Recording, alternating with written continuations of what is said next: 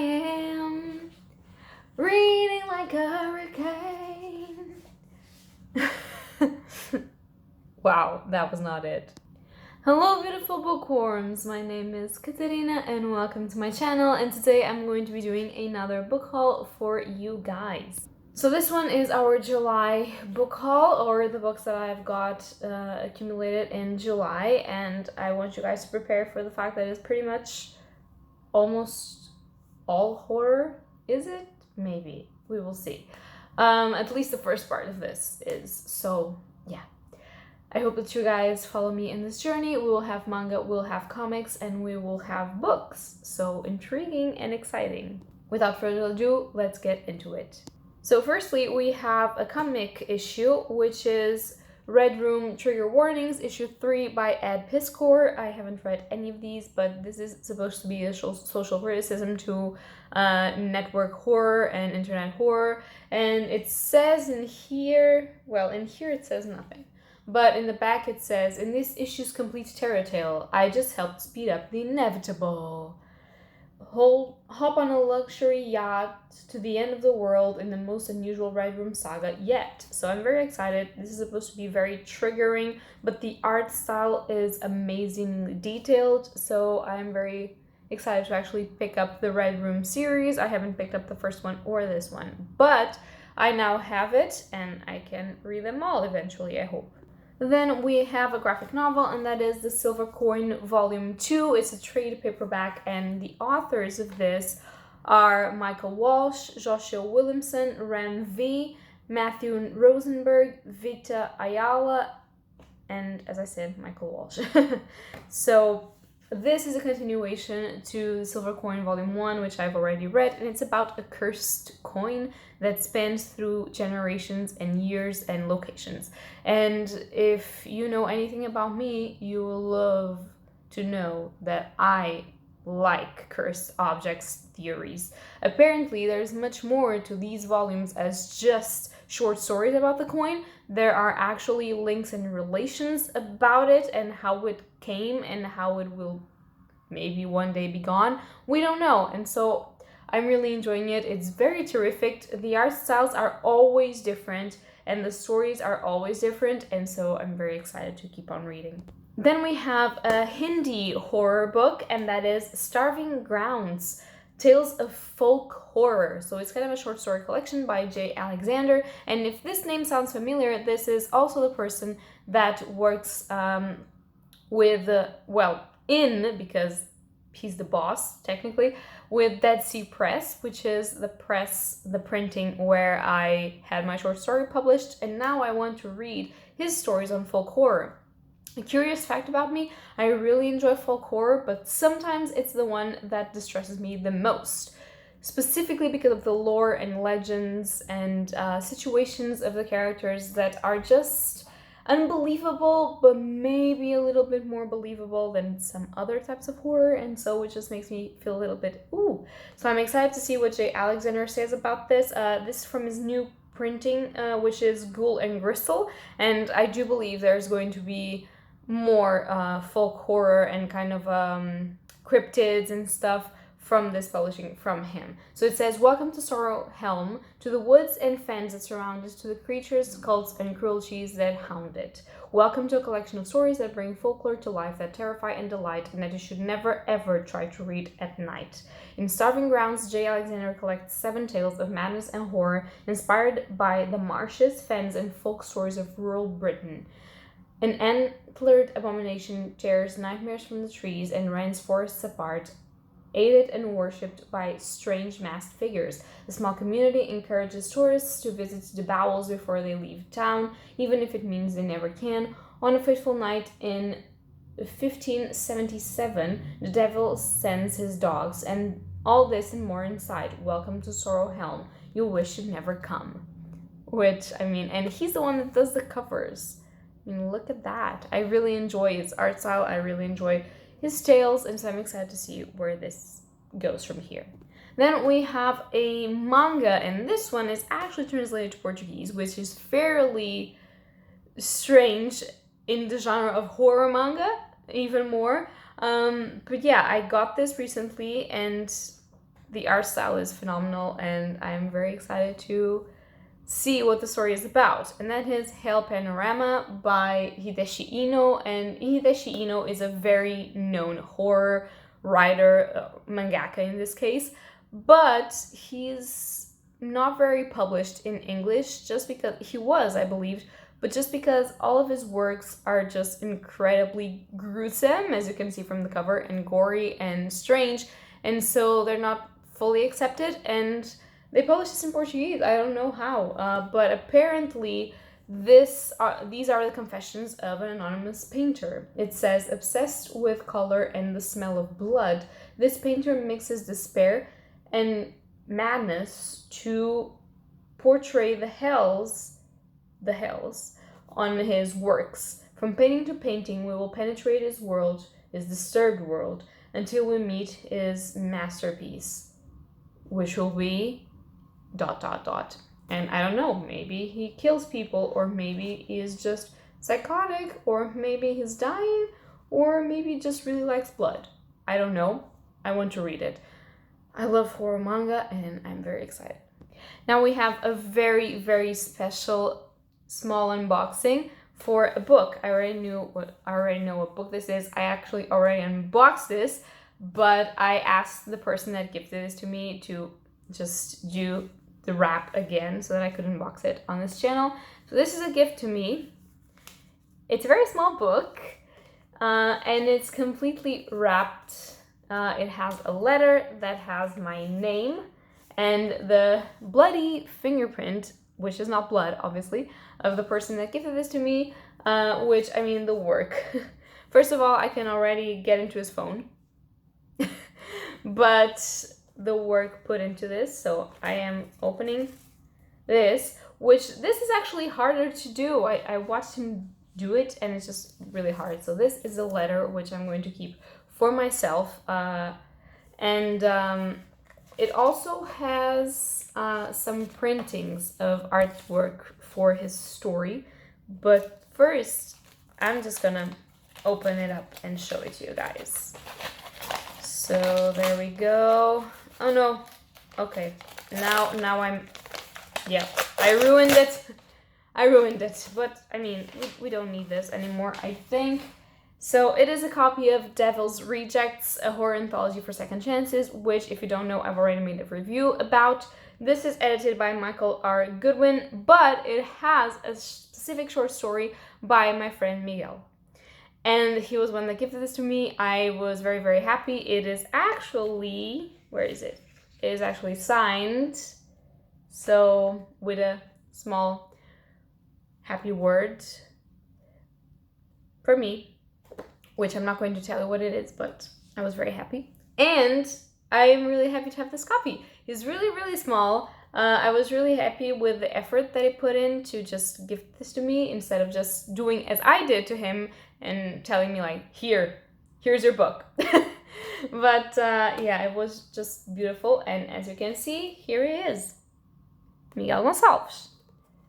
You can go and read his story already. This is on ebook and on paperback on Amazon. I will leave the links down below for his channels and for the Amazon thingy and for my review up above, so that you can go and check it out. But his story is here. Actually, I opened it up right at the spot. His story is here.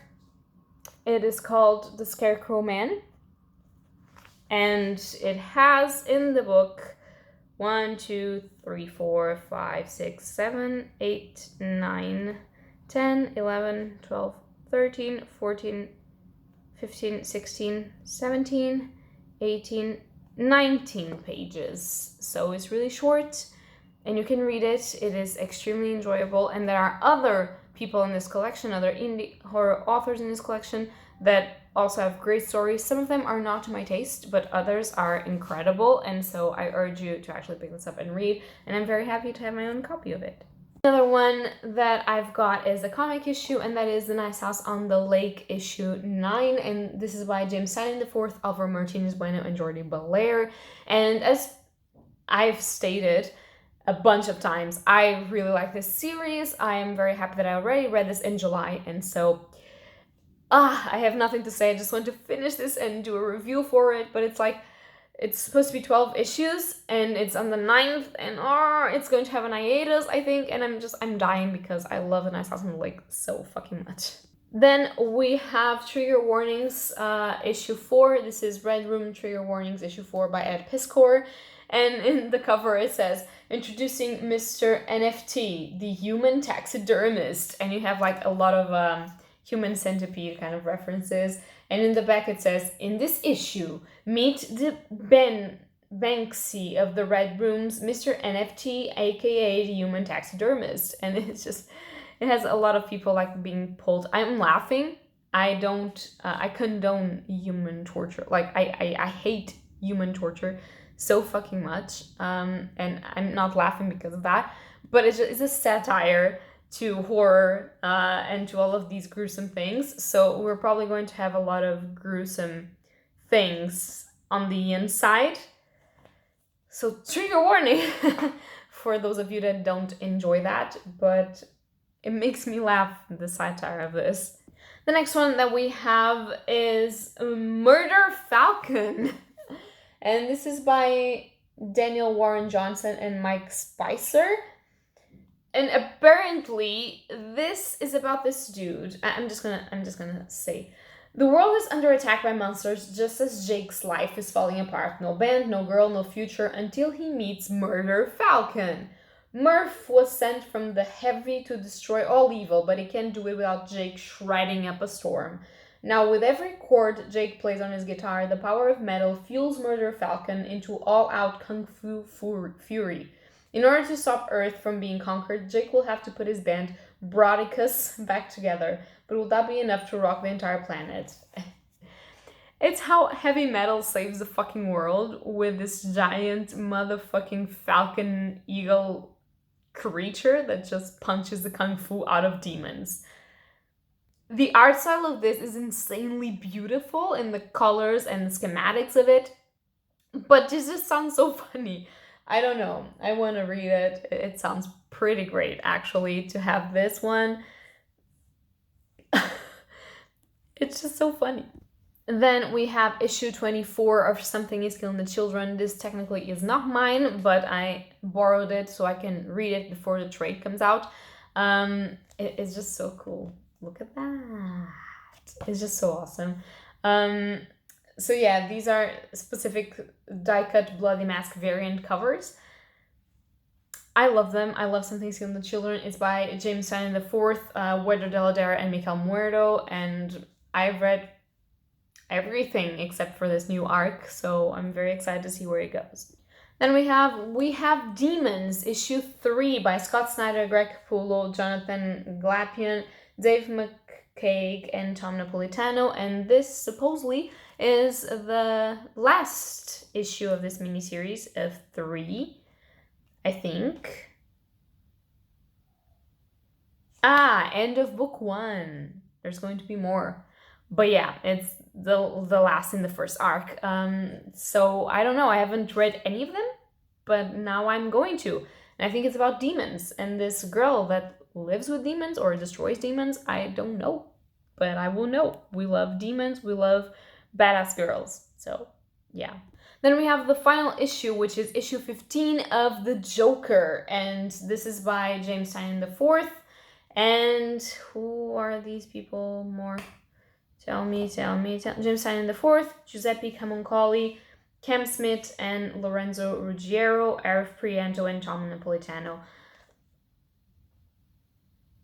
I love this fucking cover. It has Joker like laughing and pulling at his mouth, and it's just so fucking cool.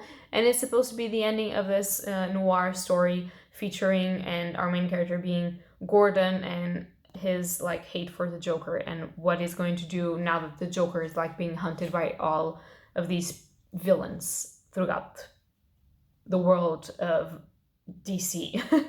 But it's really cool. I'm really enjoying it and I cannot wait to finish this. And because you are not tired of hearing the name James Tynion IV, I didn't even know that this was a thing, and apparently this is the first in a new miniseries by him, and it's called The Closet. So the cover of I have no idea what this is about, but the cover of this has like this door that has some stars and some moons carved into it. It's all fucking red, and it has this little kid, which you can't see his face, with this teddy bear. And like in the closet part of the title, it's all black. And I feel like this is a horror issue of something. And it's going to involve little kids. And this is by James Tynion IV, Gavin Fullerton, Chris O'Halloran, Tom Napolitano, Greg Lockhart, and Dylan Todd. And I am so fucking excited, like you've never seen me. I want to know what this is about. I want to read this. I want to review this because it's a new James Tynion IV. And we want it. We really want it. Then we have Alice in Borderland, Volume 2 by Haro Asu. And this also technically is not mine, but since I have the first one to read, I now have the second one to read as well, and then I will return it to its rightful owner. I haven't read anything about this, but I've heard the series is really good, and I want to read it. I don't know. Then we have the second volume of Sailor Moon, the Naoko Takeuchi collection, and Naoko Takeuchi is obviously the author of this. This is like a deluxe special reprinted edition, but in a more affordable size and printing because we are not fucking rich. But I am so excited. Like, look at this beautiful cover. My god, I just love Sailor Moon so much. It's kind of the beginning of the magical girl thing for me and for a lot of people, I think. And it was most of all of the animation that I watched and anime that I watched when I was growing up. So, really excited to have it. And now, ladies and gentlemen, fucking prepare for the third volume of Rosen Blood! This one is so fucking short and I wanted more. And this is by Kashiru Ishizue, and this is such a fucking shoujo and I love it. I want to read more of it. I've read the first two and now this will definitely be another that I'm going to read. Vampire trashy, kind of reverse harem. We love it. And for those of you that like a more serious sort of tone to our vampires, we have Mars Red Volume 3 by Bunu Fujisawa and Karakara Kemuri. And I haven't read anything of this, but this is very political, and this is supposed to be the finale, actually. So, what? Is it the end? Is it the end? Tell me if it's the fucking end.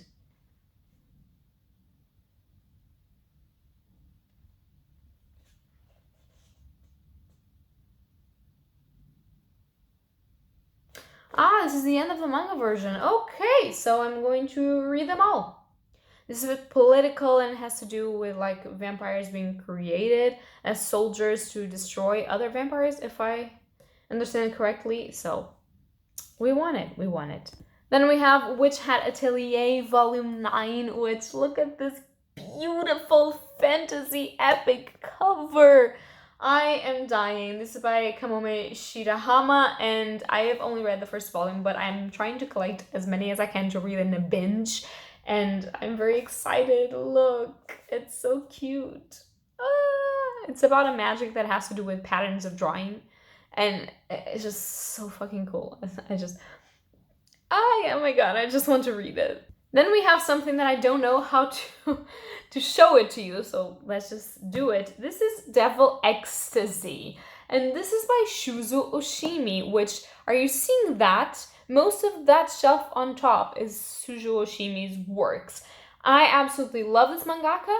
I think this mangaka is one of the best there is, but this is kind of his earliest fucking works ever. You can see it by the art style of it, and you can see by the thematic of it. There are similarities between the thematics that he's doing now and this one, but this is basically just an erotica, sort of demon erotica things that also has murder. I don't know. It just says, traumatized by big boobs at an early age, Noboru is now 18 and looking for love. but finds more than he bargained for when he ventures into a mysterious brothel where the girls are not exactly what they seem. An early erotic masterwork from the brilliant mind of Shuzo Oshimi, Devil Ecstasy is stacked with sexy demons, kinky scenarios, and abundant nudity, yet retains the emotional core that sets Oshimi's work apart. We will see if there's an emotional core. If you're looking for an oddly touching tale of demonic invasion and sexual trauma, which, again, it's one of the themes that Oshimi explores the most, so I'm still excited for it, you need look no further. Welcome to Nightmare Massage Parlor Devil Ecstasy. I mean, this is only the first volume of this that looks like an omnibus edition. If it's not, it's a really big edition. I think I'm gonna read it because I love Shuzo Oshimi, so we're gonna do it, but I think I will be traumatized. And then I have something that is just amazing in its beauty, and that is the Passageway. This is a hardcover edition of works by Jeff Lemire, Andrea Sorrentino, and Dave Stewart. Jeff Lemire and Andrea Sorrentino have done one of the best series in the world, which is the comic series Gideon Falls. It's terrifying in its horror, and it's beautiful and disturbing in the art style and in the writing of it. And now, apparently, it says, from the Eisner Award-winning creative team of Gideon Falls and Primordial comes the first book in a bold and ambitious new shared horror universe. Fuck yeah. When a geologist is sent to a remote lighthouse to investigate strange phenomena, he finds a seemingly endless pit in the rocks. But what lurks within, and how will he escape its pull? The Passageway is the first book in the new The Bone Orchard Mythos universe from the creative minds of Jeff Lemire and Andrea Sorrentino, who writer Brian Michael Bendis said will go down as one of the greatest comic teams of all time, and I fucking agree. I just so fucking agree. I am so pleased. Yeah guys, that's going to be it for this video. If you like it, leave a like or subscribe, and tell me down below if you read any of these books and what books you got in July that you were excited about or that you read if you want to. And that's going to be it for today, so happy readings to you all. Bye! Here I am, rocking like a hurricane.